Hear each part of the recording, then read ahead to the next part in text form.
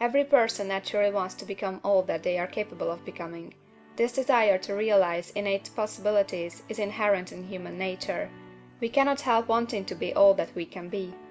Success in life is becoming what you want to be. You can become what you want to be only by making use of things, and you can have the free use of things only as you become rich enough to buy them.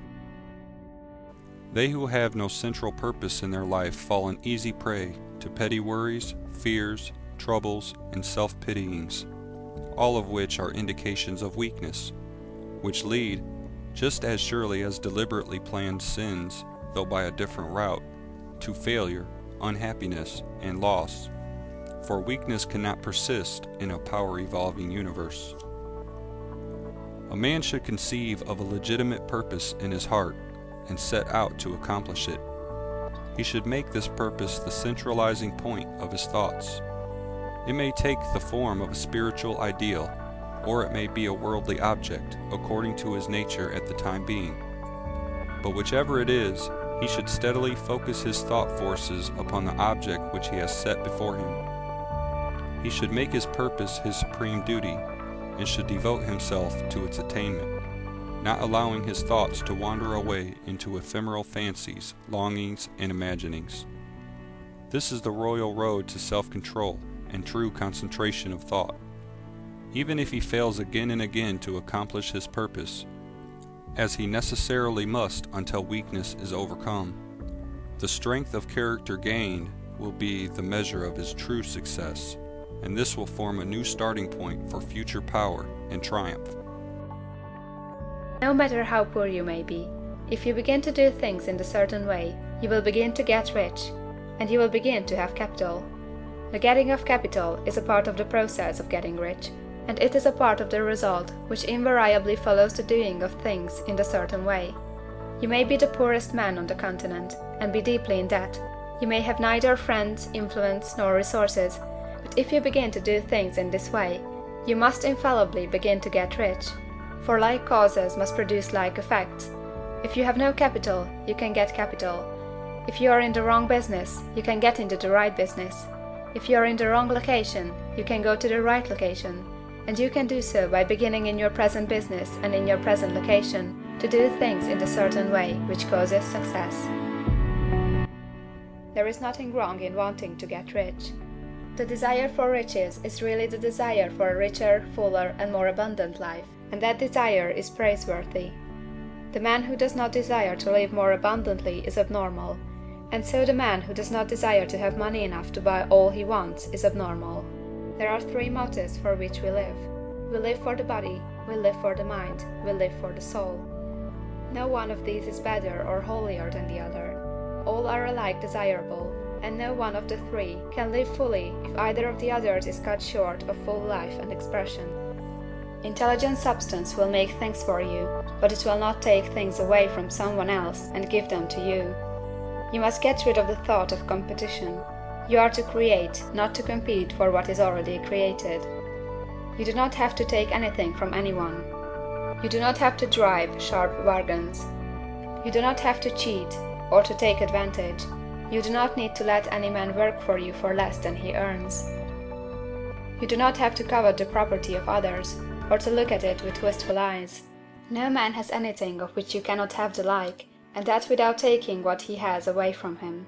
When I say that you do not have to drive sharp bargains, I do not mean that you do not have to drive any bargains at all, or that you are above the necessity for having any dealings with your fellow men. I mean that you will not need to deal with them unfairly. You do not have to get something for nothing, but can give to every man more than you take from him. You cannot give every man more in cash market value than you take from him, but you can give him more in use value than the cash value of the thing you take from him. Those who are not prepared for the apprehension of great purpose should fix the thoughts upon the faultless performance of their duty, no matter how insignificant their task may appear.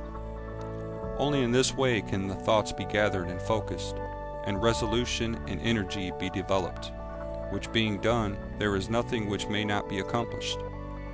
The weakest soul, knowing its own weakness, and believing this truth, that strength can only be developed by effort and practice, will at once begin to exert itself, and adding effort to effort, patience to patience, and strength to strength, will never cease to develop, and will at last grow divinely strong.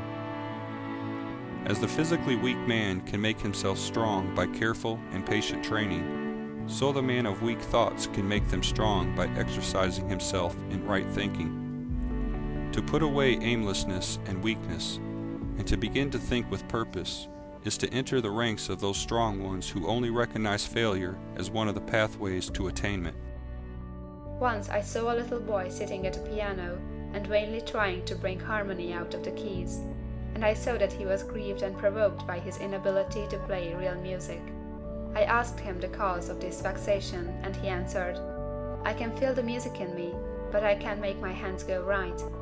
The music in him was the urge of original substance, containing all the possibilities of all life. All that there is of music was seeking expression through the child. God, the one substance, is trying to live and do and enjoy things through humanity. He is saying, "I want hands to build wonderful structures, to play divine harmonies, to paint glorious pictures. I want feet to run my errands, eyes to see my beauties, tongues to tell mighty truths, and to sing marvelous songs," and so on. You must form a clear and definite mental picture of what you want. You cannot transmit an idea unless you have it yourself. You must have it before you can give it. And many people fail to impress thinking substance because they have themselves only a vague and misty concept of the things they want to do, to have, or to become. It is not enough that you should have a general desire for wealth, to do good with. Everybody has that desire. It is not enough that you should have a wish to travel, see things, live more, etc. Everybody has those desires also. If you are going to send a wireless message to a friend, you would not send the letters of the alphabet in their order, and let him construct the message for himself, nor would you take words at random from the dictionary. You would send a coherent sentence, one which meant something. When you try to impress your wants upon substance, remember that it must be done by a coherent statement. You must know what you want, and be definite. You can never get rich or start the creative power into action by sending out unformed longings and vague desires. Go over your desires. It is not necessary to take exercises in concentration, nor to set apart special times for prayer and affirmation, nor to go into the silence, nor to do occult stunt of any kind. These things are well enough, but all you need is to know what you want, and to want it badly enough so that it will stay in your thoughts, however, than merely to see the picture clearly. If that is all you do, you are only a dreamer, and will have little or no power for accomplishment. Behind your clear vision must be the purpose to realize it, to bring it out in tangible expression. And behind this purpose must be an invincible and unwavering faith that the thing is already yours, that it is at hand, and you have only to take possession of it. Doubts and fears should be rigorously excluded. They are disintegrating elements which break up the straight line of effort, rendering it crooked, ineffectual, useless. Thoughts of doubt and fear never accomplish anything, and never can. They always lead to failure. Purpose, energy, power to do, and all strong thoughts cease when doubt and fear creep in. The will to do springs from the knowledge that we can do. Doubt and fear are the great enemies of knowledge, and he who encourages them, who does not slay them, thwarts himself at every step. He who has conquered doubt and fear has conquered failure. His every thought is allied with power, and all difficulties are bravely met and wisely overcome. His purposes are seasonably planted, and they bloom and bring forth fruit which does not fall prematurely to the ground. Thought allied fearlessly to purpose becomes creative force. He who knows this is ready to become something higher and stronger than a mere bundle of wavering thoughts and fluctuating sensations. He who does this has become the conscious and intelligent wielder of his mental powers. End of chapter 4.